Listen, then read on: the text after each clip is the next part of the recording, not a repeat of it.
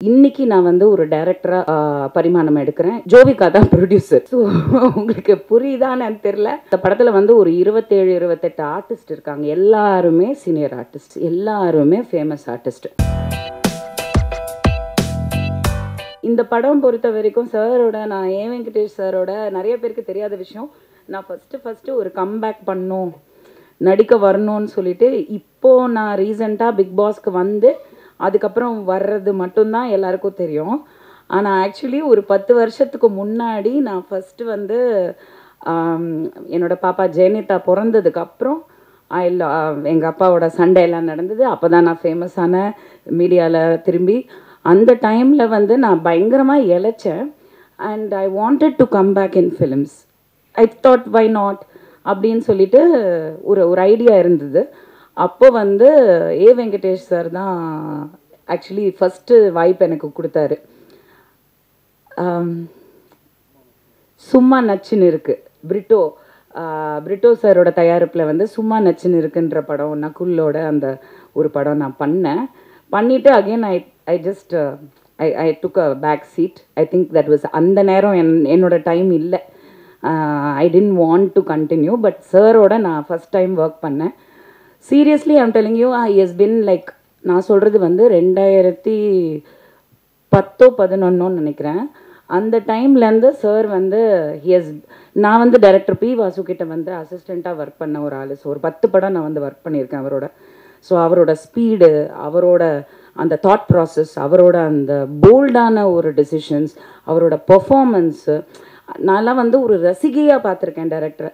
என்னோட குரு, அவரை பார்த்து நான் வளர்ந்துருக்கேன், ஒரு ஆர்டிஸ்ட்டாக வளர்ந்துருக்கேன். இன்றைக்கி எனக்கு பெர்ஃபார்ம் பண்ண முடியுது அப்படின்னா ஐ திங்க் டெஃபினெட்லி ஒரு டைரக்டர் லைக் பி வாசு கிட்ட ஒர்க் பண்ணது மட்டும்தான். நான் 4 படம் பண்ணேன். அந்த படத்தோட நான் அவ்வளோதான், I got married and settle down. But அந்த 4 படத்தை விட நான் ஒரு அசிஸ்டன்ட் டைரக்டராக ஒர்க் பண்ணது தான் இன்றைக்கும் எனக்கு சினிமாவுக்கு, ப்ரொடக்ஷனுக்கு, எல்லாத்துக்குமே ஹெல்ப் ஆகுது.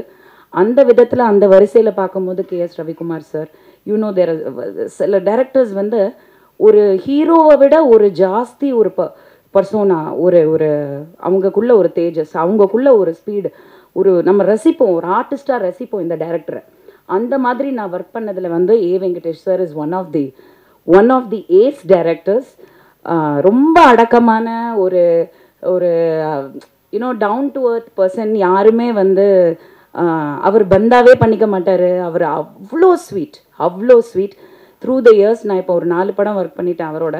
அண்ட் அவர் இந்த படத்துக்கு கூப்பிட்டப்போ ஒரு 2 days ஆக்சுவலி என்ன ஆச்சுன்னா, இங்கே இருக்க தேன்மொழி என்னோட ஆட்ரஸு, அவங்க மூலியமாக தான் இந்த மாதிரி ஒரு படம் எடுக்கிறாங்க. சார் வந்து என்னை கேட்டார், ஒரு 2-3 days தான் ஒர்க்கு, பட் ஒரு நல்ல ரோலு அப்படின்னு சொன்னாங்க. அப்புறம் எனக்கு காலே வரல. சம்திங் ஹேப்பன், யாரோ நடுவில் வந்து கேம் விளையாடிட்டாங்க ஆஸ் யூஷுவல். எனக்கு கால் வரல.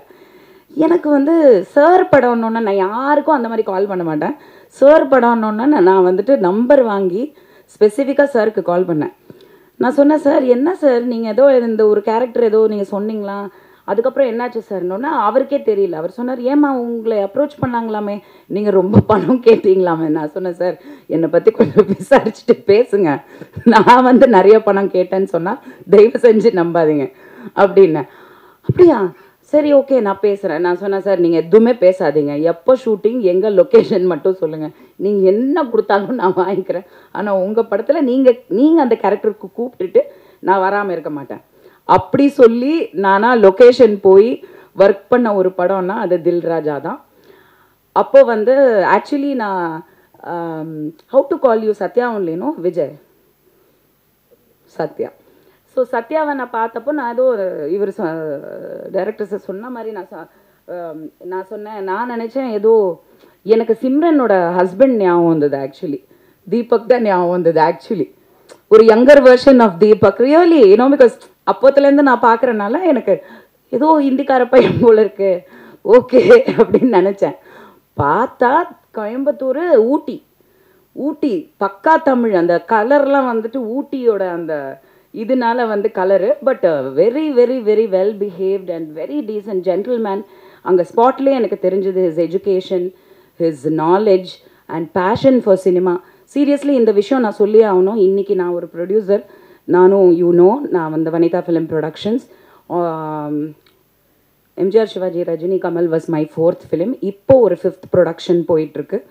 அந்த படம் வந்து கூடிய விரைவில் அக்டோபரில் வந்து அனௌன்ஸ்மெண்ட் வரும். உங்களை எல்லாரையும் அழைக்கணும். அது நான் அதனால் அதை பற்றி அதிகமாக பேசலை. பட் அதில் ஒரு சின்ன சஸ்பென்ஸ் இருக்குது. அது இத்தனை நாள் நான் சொல்லலை. Because of time is almost close. And இந்த மாதிரி பிரச்சனைகள் ஃபேஸ் பண்ணுறனால நான் வந்து இன்றைக்கி அதை பற்றி பேசி ஆகணும். நான் ஃபஸ்ட் டைம் நான் நினச்சே பார்க்கல. இத்தனை வருஷம் கழித்து நான் ஒரு அசிஸ்டன்ட் டைரக்டராக ஒர்க் பண்ணது உண்மை தான். அது பேஷன், கற்றுக்கணும் சினிமா, அவ்வளோதான். தவிர இன்றைக்கி நான் வந்து ஒரு டைரக்டராக பரிமாணம் எடுக்கிறேன் இந்த படத்து மூலியமாக. Production number 5. இந்த படத்தில் வந்து நான் ஃபேஸ் பண்ணது ஒரு டைரக்டராக, ஜோவிகா தான் ப்ரொடியூசர். ஸோ உங்களுக்கு புரியுதான்னு தெரில. ஆனால் ஒரு ஃபஸ்ட்டு படத்துலேயே வந்து எவ்வளோ சினிமாவை பற்றி கற்றுக்க முடியுமோ. ஏன்னா அந்த படத்தில் வந்து ஒரு 27-28 ஆர்டிஸ்ட் இருக்காங்க. எல்லாருமே சீனியர் ஆர்டிஸ்ட், எல்லாருமே பர்ஃபார்மர்ஸ், எல்லாருமே ஃபேமஸ் ஆர்டிஸ்ட். இத்தனை பேரை வச்சு நாங்கள் தாய்லாண்டில் ஒரு 70% கம்ப்ளீட் பண்ணி, இங்கே வந்து ஒரு 30% கம்ப்ளீட் பண்ணி இப்போ போஸ்ட் ப்ரொடக்ஷன் போயிட்டுருக்கு. வித் காட்ஸ் கிரேஸ் படம் முடிஞ்சது. ஆனால் ஒரு ஹீரோவோட சப்போர்ட் வந்து இந்த அளவுக்கு இருக்கணுங்க. Seriously I have to tell you. ஏன்னா நான் பார்த்தப்போ வெறும் ஹீரோவாக தான் பார்த்தேன். ஆனால் இந்த படத்தில் இன்றைக்கி ப்ரொடியூசரை தாண்டி வந்து நின்று ஒரு படத்தை வந்து நம்ம கொண்டு வரணும், இவ்வளோ எஃபர்ட் போட்டாச்சு, அதை கொண்டு வரணும், ரிலீஸ்க்கு கொண்டு வரணும். அதுக்கான என்னெல்லாம் பண்ண முடியும், யார்கிட்டெல்லாம் பேச முடியும், என்ன எஃபர்ட் எடுக்க முடியும், அந்த சின்சியரிட்டி, அந்த ஜென்யூனிட்டியே வந்து லைஃப்பில் வந்து நம்மளை வந்து எப்படினாலும் ஜெயிக்க வச்சிரும். அது ரொம்ப முக்கியம் சினிமாவில். அது இல்லாதனால தான் சினிமா அழிஞ்சிட்ருக்கு.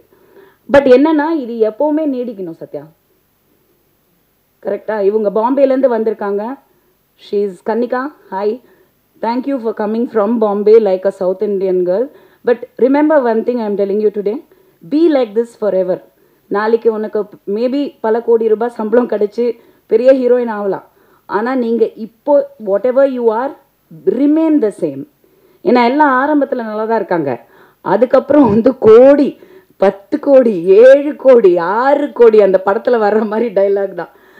ஸோ அந்த விதத்தில் வந்து I wish Sathya all the best. I think he is performed very well and he looks like நிஜமாக வந்து ஒரு பெரிய கமர்ஷியல் ஹீரோக்கான ஒரு லுக் கண்டிப்பாக இருக்குது. தமிழ் பையங்க சப்போர்ட் பண்ணுங்க. ஹிந்திக்கார பையன் கிடையாது.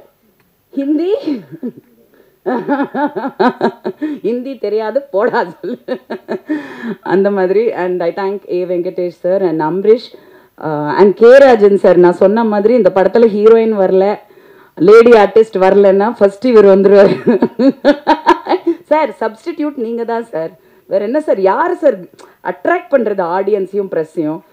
ஃபஸ்ட்டு நீங்கள், நெக்ஸ்ட்டு நான் ஒரு கொசுறு மாதிரி உங்கள் கூட வருவேன். நடித்தேனோ இல்லையோ நான் அங்கே இருப்பேன்.